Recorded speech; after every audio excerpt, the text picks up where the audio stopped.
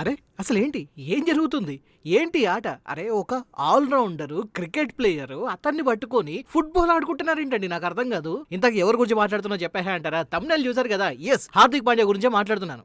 అరే ఐపీఎల్ అయిపోయిందంటే దాని తర్వాత ఐపీఎల్ గురించి ఏదో కొన్ని వార్తలు అప్పుడో ఇప్పుడో మాట్లాడుకుని ఆ తర్వాత నెక్స్ట్ ఇయర్ ఐపీఎల్ కోసం అందరూ వెయిట్ చేస్తూ ఉంటే ఇది తరతరాలుగా వస్తున్న ఒక ఆనవాయితీ. కానీ ఈ ఇయర్ మాత్రం అలా జరగట్లేదు. ఐపీఎల్ స్టార్ట్ అయిన దగ్గర నుంచి అయిపోయిన తర్వాత కూడా ఇప్పటికి కూడా కాంట్రవర్సీల మీద కాంట్రవర్సీలు కంటిన్యూ అవుతూనే ఉంది. ముఖ్యంగా ఇక్కడ మనం మాట్లాడుకోవాల్సింది ఎవరి గురించి అంటే మన one and only allrounder Hardik Pandya గురించి. ముంబై ఇండియన్స్ లో జరుగుతున్న ఇష్యూస్ అంతా మనకు తెలిసిందే. ముఖ్యంగా ముంబై ఇండియన్స్ డ్రెస్సింగ్ రూమ్ లో ఉన్న వాతావరణం, అక్కడున్న టాక్సిసిటీ, ఇవన్నీ మనం చూసిన తర్వాత అప్పుడే క్లారిటీ వచ్చేసింది. Okay, next year Mumbai Indians కి హార్దిక్ పాండ్యా ఆడడు అని చెప్పేసి.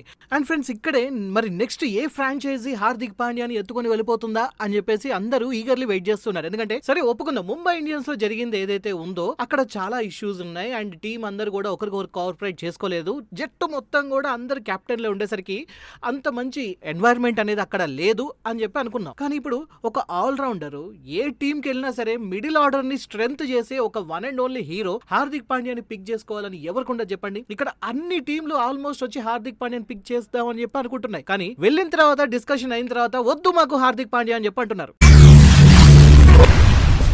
ఏమిటండి మీరు మాట్లాడేది? ఇక్కడ సిచ్యువేషన్ ఎలా అయిపోయిందంటే మన రోజు మొదలవడమే హార్దిక్ పాండ్యా ఒక టీం కి వెళ్తున్నాడు అన్న వార్తతో మొదలవుతుంది. అండ్ రోజు ముగిసేసరికి లేదు తూచ్ ఆ టీం కి వెళ్ళట్లేదు, ఇంకొక టీం మళ్ళీ వస్తుంది అని చెప్పి రోజు మన ఈ న్యూస్ అన్ని చదువుతున్నా. అంతేందుకు మన యూట్యూబ్ ఛానల్ లో కూడా మనం రోజు దీని గురించి మాట్లాడుకుంటున్నాం. స్టార్టింగ్ లో ఫ్రాంచైజీలు హార్దిక్ పాండ్యా దగ్గరకు వచ్చాయి, కానీ ఇప్పుడు హార్దిక్ పాండ్యానే ఫ్రాంచైజీల దగ్గరికి వెళ్ళి నన్ను తీసుకోండి సార్, నేను పనికొస్తాను, నేను బాగా ఆడతాను కదా అని చెప్పంటే కన్సిడర్ చేసినట్టే చేసి మా దగ్గర ప్లేస్ లేదు సార్, ఇంకొక టీం చూసుకోండి అని చెప్పి వాళ్ళే చెప్తున్నారు. ముందు రాజస్థాన్ వచ్చింది, ఆ తర్వాత ఢిల్లీ వచ్చింది, ఆ తర్వాత లక్నో, ఆ తర్వాత చెన్నై, ఆ తర్వాత కోల్కతా అయితే ఫైనల్ అని చెప్పన్నారు. ఇవన్నీ సరిపోవు అన్నట్టు ఇప్పుడు ఈ లిస్ట్ లోకి గుజరాత్ టైటాన్స్ కూడా వచ్చింది. ఎస్, ఇంతకు ముందు గుజరాత్ టైటాన్స్ కి కెప్టెన్ గా చేసి ఆ తర్వాత అక్కడి నుంచి ముంబై ఇండియన్స్ కి వెళ్ళి అక్కడ కెప్టెన్ అయ్యాడు. అండ్ ఇప్పుడు బయటకు వచ్చిన న్యూస్ ప్రకారం హార్దిక్ పాండ్యానే ఈసారి గుజరాత్ టైటాన్స్ దగ్గరికి వెళ్ళి నేను మీ దగ్గరికి వస్తాను, నన్ను తీసుకోండి అని చెప్పి అడిగినట్టు వార్తలు వస్తూ ఉన్నాయి.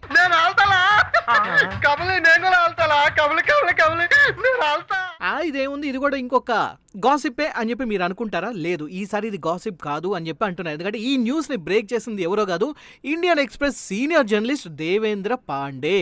ఈ దేవేంద్ర పాండే ఎవరు అని చెప్పంటే రోహిత్ శర్మ వన్డే రిటైర్మెంట్ గురించి, సూర్యకుమార్ ని కెప్టెన్సీ నుంచి తీసేసి శ్రేయస్ అయ్యర్కి ఇస్తున్నారన్న ఈ వార్తలన్నీ ముందే చెప్పిన వ్యక్తి ఎవరైతే ఉన్నారో అతనే ఈయనమాట. మిగతా వాళ్ళందరూ చెప్పింది ఒక ఎత్తు అయితే దేవేంద్ర పాండే చెప్పింది ఇంకొక ఎత్తు. నిప్పు లేనిదే పొగరాదు కదా అనే టైప్ అనమాట. అసలు గుజరాత్ టైటాన్స్ కి వెళ్తాను అంటే గుజరాత్ టైటాన్స్ ఎందుకు వద్దంటుంది అనేది ఇప్పుడు ఎందుకో తెలుసుకుందాం పదండి. 2024లో గుజరాత్ ని వదిలేసి ముంబైకి వెళ్ళినప్పుడు అహ్మదాబాద్ స్టేడియంలో గుజరాత్ ఫ్యాన్స్ అందరూ కూడా హార్దిక్ ని ఒక రేంజ్ లో ఆడుకున్నారు, అందరు గుర్తే ఉంటుంది. అయినప్పటికీ హార్దిక్ పాండ్యా మళ్ళీ గుజరాత్ యాజమాన్యంతో మాట్లాడాడట.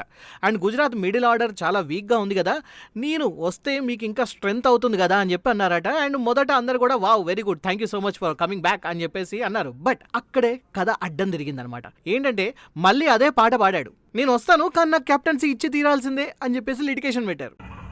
ఏంటి మమ్మీ ఎవడీడు? ఆ లిటిగేషన్ విన్న తర్వాత గుజరాత్ యాజమాన్యం కూడా ముక్త కంఠంతో నో సార్ సారీ అని చెప్పేసి అన్నారు. బాబో బయలుదేరు, ఇంటికెళ్ళి ఏసి చేసుకుని పడుకో. ఎట్టి పరిస్థితుల్లో శుభ్మన్ గిల్ ను కెప్టెన్సీ నుంచి తీసేసే ప్రసక్తే లేదు. కావాలంటే మీరు ఆల్రౌండర్ గా రండి, మీకు మంచి వాల్యూ ఇస్తాం, మీరు అనుకున్నంత డబ్బులు ఇస్తాం, కానీ కెప్టెన్సీ మాత్రం ఇవ్వడం కుదరదు అని చెప్పేశారు.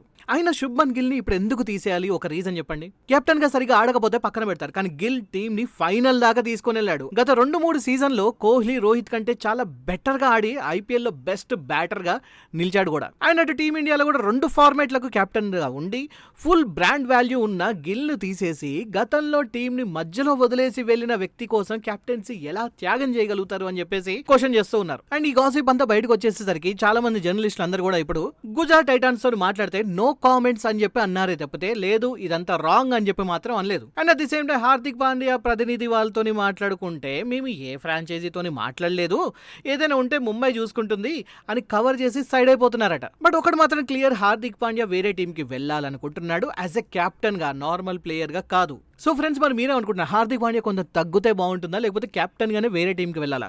కామెంట్ చేయండి. అండ్ ప్రస్తుతం హార్దిక్ పాండ్యా ముంబై పరిస్థితి ఎలా ఉందంటే 14 మ్యాచ్లో 10 ఓడిపోయినందుకే ముంబై హార్దిక్ పాండ్యాను కెప్టెన్సీ నుంచి పక్కకు తప్పించాలని చూస్తున్నది open secret. Anyhow Hardik Pandya ఇప్పుడు ప్రస్తుతానికి అన్ని డోర్లు తట్టాడు. మిగిలిందల్లా ఒక SRH ఆర్సీబీ మాత్రమే. ఈ డోర్లను కూడా తడతాడేమో, వీళ్ళ గురించి కూడా రేపు ఇంకొక గాసిప్ వస్తుందేమో, మనమైతే వెయిట్ చేద్దాం. బట్ మీరేమనుకుంటున్నారని దాని గురించి తప్పకుండా కామెంట్ చేయండి. నన్ను అడిగితే మాత్రం హార్దిక్ పాండ్యా కెప్టెన్సీ లేకపోయినా పర్వాలేదు కానీ ఆయన నెక్స్ట్ సిఎస్కేకి వెళ్తే బాగుంటుంది అని చెప్పి నాకు అనిపిస్తుంది. ఎందుకంటే ఒకటి, ముంబైకి సిఎస్కేకి ఎప్పుడు పడదు కాబట్టి వాళ్ళిద్దరూ ఒక మంచి రైవలరీ ఉంటుంది కాబట్టి ముంబై నుంచి సిఎస్కేలోకి వెళ్తే ఐపీఎల్లో కూడా కావాల్సినంత మాస్ మసాలా వచ్చే అవకాశం ఉంటుంది, వ్యూవర్షిప్ పెరుగుతుంది. అండ్ ఇంకొక విషయం ఏంటంటే రుతురాజ్ గైక్వాడ్ నెక్స్ట్ ఇయర్ ఒకవేళ బాగా కెప్టెన్సీ చేయలేకపోతే ఆ తర్వాత కెప్టెన్సీ వచ్చేసి హార్దిక్ పాండ్యాకి కెప్టెన్సీ వచ్చే అవకాశాలు కూడా కనిపిస్తున్నాయి. కాబట్టి మై డియర్ హార్దిక్ పాండ్యా, నీలాంటి సిచ్యువేషన్ ఉన్న వాళ్ళ కోసమే అథారిటీ దారి సినిమాలో మా ఎంఎస్ నారాయణ గారు ఒక అద్భుతమైన డైలాగ్ చెప్పారనమాట. ఎక్కడ నగ్గాలో కాదురా, ఎక్కడ తగ్గాలో తెలిసినోడు గొప్పోడు. సో విన్నావు కదా, కాస్త వెనక్కి తగ్గి ఒక్క 2 అడుగులు వెనక్కి వేసినంత మాత్రాన మనకు పోయేదేం లేదు. సింహం కూడా వేటాడే ముందు ఒక 2 అడుగులు వెనక్కి వేస్తుంది కాబట్టి అలాగే అనుకుని ఒక సంవత్సరం కళ్ళు మూసుకొని ఆడేసేయి, సిఎస్కేకి వెళ్ళిపో, కావాల్సినంత మాస్ మసాలా మనందరికీ దొరుకుతుంది. సో ఫ్రెండ్స్, మీరు కూడా ఇంకా లేట్ చేయకుండా మరి హార్దిక్ పాండ్యా నెక్స్ట్ ఏ టీంలోకి, ఏ ఫ్రాంచైజీలోకి ఆడితే బాగుంటుందనే దాని గురించి తప్పకుండా కామెంట్ చేయండి. వీడియోని like, share and subscribe, hype ఇవ్వడం మాత్రం మర్చిపోవద్దు. Thank you so much for watching. నేను మీ పవన్ కృష్ణ ఇంకొక వీడియోతో మళ్ళీ కలుసుకుంటాను.